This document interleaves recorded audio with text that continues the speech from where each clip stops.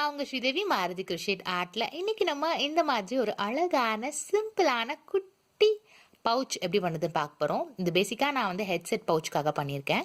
So இது solid granny square வச்சு பண்ணுறோம். ஸோ ரொம்பவே சிம்பிளாக இருக்கும். நம்ம ஆல்ரெடி நம்மளோட சேனலில் சாலிட் கிரானி ஸ்கொயர் எப்படி பண்ணுறதுன்னு பார்த்துருக்கோம். அதனால் டிஸ்கிரிப்ஷனில் அந்த லிங்க்கை நான் போடுறேன். ஸோ இந்த ஸ்கொயர்ஸ் வந்து நான் லாஸ்ட் ரவுண்ட்லேருந்து தான் வந்து நான் இந்த வீடியோ வந்து ரெக்கார்ட் பண்ணியிருக்கேன். ஸோ நீங்கள் ஃபர்ஸ்ட்டு இனிஷியல் ரவுண்ட்ஸ் எல்லாம் வந்து அந்த வீடியோ பார்த்து தெரிஞ்சுக்கோங்க. சரி வாங்க என்னெல்லாம் யூஸ் பண்ணியிருக்கோம் அப்படின்றத பார்க்கலாம். இந்த ப்ராஜெக்ட்டுக்காக நான் 4 ply அக்ரிலிக் நூல், 4.5 mm crochet hook, ஒரு பட்டன், கத்திரிக்கோல், ஊசி எடுத்திருக்கேன். ஓகேங்களா? இந்த ப்ராஜெக்ட்டுக்கு வந்து சாலிட் கிரானி ஸ்கொயர் எப்படி பண்ணுறது அப்படின்னு தெரிஞ்சிருக்கணும். நான் ஆல்ரெடி வந்து சாலிட் கிரானி ஸ்கொயர் எப்படி பண்ணுறது அப்படின்ற வீடியோ போட்டிருக்கேன். ஸோ அதோட லிங்க் வந்து நான் டிஸ்கிரிப்ஷனில் ஆட் பண்ணுறேன். ஓகேங்களா? இப்போ பார்த்தீங்கன்னா நான் 1 2 3 4 5 5வது ரோவில் இருக்கேன். 5வது ரோவில் இன்னும் 2 கார்னர் கம்ப்ளீட் பண்ண வேண்டியது இருக்குது. ஓகேங்களா?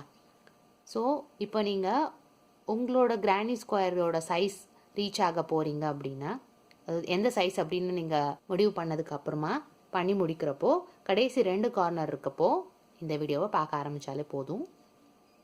ஸோ நான் என்ன பண்ணுறேன் அப்படின்னா, எப்பயும் போல் இன்க்ரீஸ் பண்ணுறதுக்கு முன்னாடி கடைசி கார்னரில் double crochet chain 2 double crochet போடுவோம் இல்லையா, டபுள் க்ரோஷேட் போட்டாச்சு. செயின் 2க்கு பதிலாக செயின் 3 பண்ணுறேன். அவ்வளோதான். செயின் 3 பண்ணிவிட்டு மறுபடியும் டபுள் க்ரோஷேட். ஓகேங்களா? இந்த ஒரே ஒரு சேஞ்ச் மட்டும்தான். அதுக்கப்புறம் எப்பயும் போல் இந்த கிரானி ஸ்கொயரை கம்ப்ளீட் பண்ணுங்க. ஓகேங்களா? கம்ப்ளீட் பண்ணிட்டு வாங்க. அடுத்து நம்ம என்ன பண்ணுறதுன்னு பார்க்கலாம். இப்போ 5 ரோ நம்ம கம்ப்ளீட் பண்ணியாச்சு. இதை கட் பண்ணாமல் சும்மா இதை வந்து இழுத்துக்கோங்க. இப்போது இந்த கார்னரில் தான் வந்து நம்ம செயின் 3 பண்ணோம். ஓகேங்களா? அதை வந்து இப்படி எடுத்துக்கோங்க. ஸோ இப்போ நம்ம பின் பக்கமாக எடுத்து வச்சுருக்கோம். இப்போ நம்ம என்ன பண்ண போகிறோம்னா, அடுத்து இப்படி இந்த 2 கார்னரை இப்படி கொண்டு வாங்க, இந்த கார்னரை இங்கே கொண்டு வாங்க. ஸோ நம்மளோட பர்ஸ் இப்படி தான் ஃபார்ம் போகுது. அதாவது இது எல்லாத்தையும் சேர்த்து தைக்க போகிறோம், இதையும் சேர்த்து தைக்க போகிறோம். இந்த இடத்துல தான் நம்மளுடைய பட்டன் வரப்போகுது. ஓகேங்களா? அப்புறம் இந்த பட்டனை வச்சு நம்ம இந்த கார்னர் இருக்கு இல்லையா, அதை வச்சே தான் க்ளோஸ் பண்ண போகிறோம். இந்த மாதிரி. ஓகேங்களா? ரொம்ப அழகாக இருக்கு இல்லையா, பார்க்குறதுக்கே சிம்பிளாகவும் இருக்குது. இப்போ நமக்கு இந்த நூல் இங்கே இருக்குங்க இல்லையா, இதை வச்சே நம்ம இது 2ஐயும் சேர்த்து தைக்க போகிறோம். ஸ்லிப் ஸ்டிச் வச்சும் தைக்கலாம், இல்லை நீங்கள் சிங்கிள் குரோஷே வச்சுமே பண்ணலாம். அப்படியும் இல்லைன்னா நீங்கள் நூலை கட் பண்ணிவிட்டு ஊசி வச்சு பின்னாடி விப் ஸ்டிச் அப்படிம்பாங்க இல்லையா, அந்த ஸ்டிச் வச்சும் நீங்கள் தைச்சி முடிக்கலாம். ஓகேங்களா? இப்போ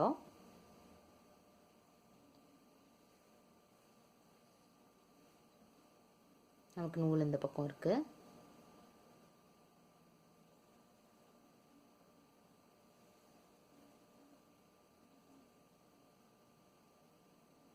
எப்பயும் போல் டைட் பண்ணிவிட்டு மறுபடியும் இந்த பக்கம் வந்துடுவோம்.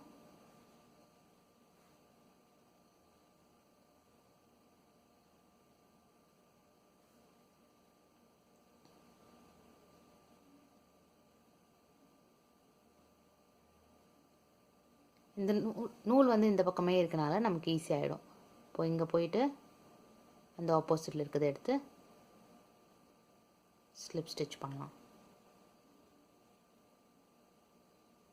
இங்கே அங்கே ஸோ எய்த்தாப்பில் எடுத்தாப்பில் போயிட்டு இங்கே ஸ்லிப் ஸ்டிச் பண்ணலாம்.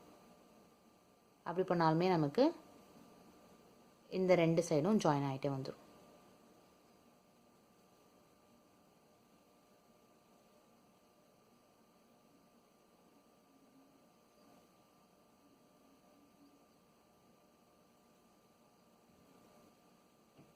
நம்ம இந்த 2 சைடும் தைச்சிட்டோம்னா அதுக்கப்புறம் பட்டன் மட்டும் தான் வச்சு தைக்கணும். தைச்சிட்டோம்னா நம்மளுடைய ஈஸியான ஹெட்ஃபோன் ஏர்ஃபோன் பவுச் வந்து ரெடி ஆகிடும்.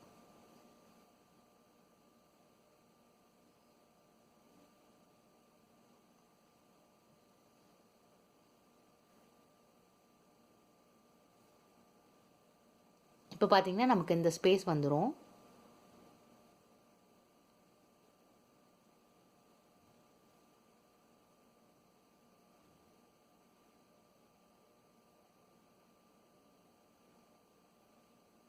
ஸ்லிப் ஸ்டிச் பண்ணிவிடுங்க. இப்போ நமக்கு ஒரு சைடு வந்து ஆல்மோஸ்ட் வந்துடுச்சு. அதுக்கப்புறம் நம்ம இந்த 2 சைடையும் வந்து அதாவது இந்த பக்கத்தையும் இந்த பக்கத்தையும் தைக்க போகிறோம். அதுக்கு முன்னாடி பார்த்திங்கன்னா நமக்கு இங்கே ஒரே ஒரு இந்த கார்னருக்கு முன்னாடி நமக்கு ஸ்டிச்சஸ் இருக்கும். அதை என்ன பண்ணணும்னா இதுக்குள்ளே போயிடுங்க. போயிட்டு இந்த சென்டருக்கு வழியாகவே அதை ஸ்லிப் ஸ்டிச் பண்ணுங்க. ஓகேங்களா? அப்புறம் நமக்கு அந்த சென்டர் வந்துடும். சென்டரும் ஸ்லிப் ஸ்டிச்.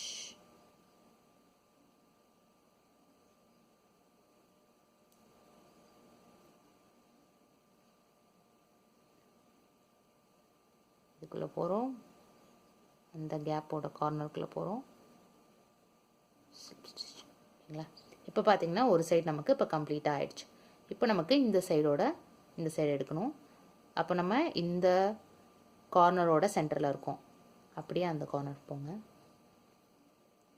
போயிட்டு இந்த நூல் எடுத்து இந்த மேல் வழியாகவே ஸ்லிப் ஸ்டிச் பண்ணுங்க. ஓகேங்களா? அடுத்து பார்த்திங்கன்னா இந்த சைட்லேருந்து ஒவ்வொருத்துக்குமா போயிட்டு நம்ம இப்போது ஸ்லிப் ஸ்டிச் பண்ண போகிறோம்.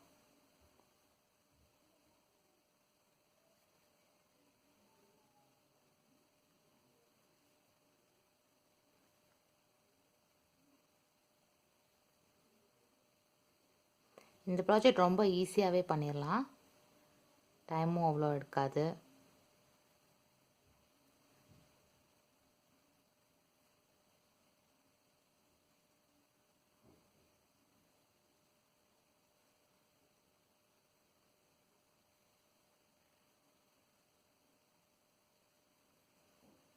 ஓகே, இப்போ லாஸ்ட் பார்த்திங்கன்னா இங்கே ஒரே ஒரு டபுள் crochet இருக்குது. அதையுமே வந்து ஸ்லிப் ஸ்டிச் பண்ணிட்டு நம்ம அந்த கேப்பை க்ளோஸ் பண்ணுறோம். பார்த்திங்கன்னா இது நல்லா ஜாயின் ஆகிடுச்சு. ஓகேங்களா? இப்போ என்ன பண்ண போகிறோன்னா இந்த பட்டனை மட்டும் நம்ம இங்கே அட்டாச் பண்ண போகிறோம்.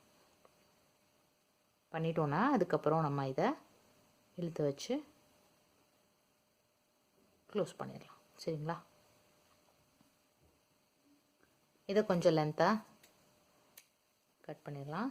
எடுத்துகிட்டு இதை நான் பின் பக்கமாக மறைச்சிட்றேன். அப்புறம் நூல் எடுத்து இதை நம்ம தைக்க போகிறோம். இதுக்கு நம்ம சின்ன நூல் யூஸ் பண்ணோம். நான் நூல் எடுத்து இது தைக்கிறேன். சின்ன ஊசி நூல் எடுத்திருக்கேன். வச்சு இதை வந்து தைக்க போகிறோம்.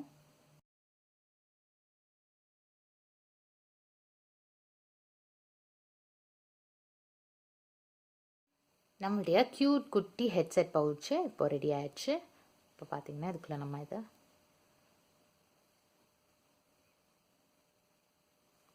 நீட்டாக வச்சிடலாம். ஹெட்செட்ஸ் எங்கே வச்சோம் அப்படின்ற தேடிகிட்டே இருக்க வேண்டிய கவலையும் இல்லை. இதுக்குள்ளே பத்திரமாகவும் இருக்கும். பண்ணுறது ரொம்பவே சிம்பிள். நீங்கள் எப்படி பண்ணுறதுன்னு பார்த்துருப்பீங்க. இது மாதிரி ஒரு ஹெட்செட் பவுச் நீங்கள் செஞ்சு பார்த்தீங்கன்னா மறக்காமல் என்னோடய ஃபேஸ்புக் பேஜில் ஷேர் பண்ணிக்கோங்க. இது போல் இன்னும் ஒரு அழகான வீடியோ டியூட்டோரியலோட நான் மீண்டும் சந்திக்கிறேன். நன்றி, வணக்கம், பை பாய்.